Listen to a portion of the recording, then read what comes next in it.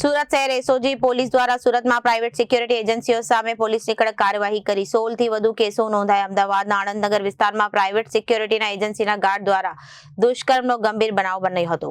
રાજ્યના માનનીય ડીજીપી સાહેબે 15 દિવસ માટે પ્રાઇવેટ સિક્યુરિટી એજન્સીઓનું ચેકિંગ કરવા માટે વિશેષ ઝુંબેશ ડ્રાઈવ હાથ ધરવાનો આદેશ આપ્યો હતો।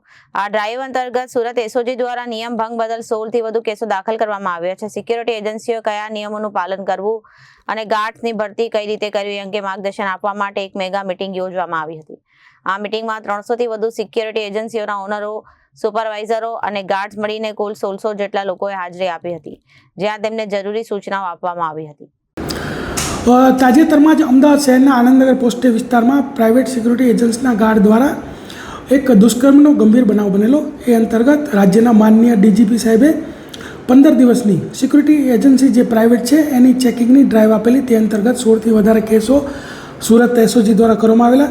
તદુપરાંત આ લોકોને શું નિયમોનું પાલન કરવાનું છે, એના કઈ રીતે ભરતી કરવાની છે, એ માટે એક મેગા મિટિંગનું આયોજન કરવામાં આવ્યું। તેમાં 300થી વધુ સિક્યુરિટી એજન્સીના ગાર્ડ, સુપરવાઇઝર અને ઓનરો ટોટલ 1600 વ્યક્તિઓ હાજરી આપેલ અને આ અંતર્ગત તેઓને જે છે અલગ અલગ સૂચનાઓ આપવામાં આવેલી। બ્યુરો રિપોર્ટ, જન આદેશ ન્યૂઝ।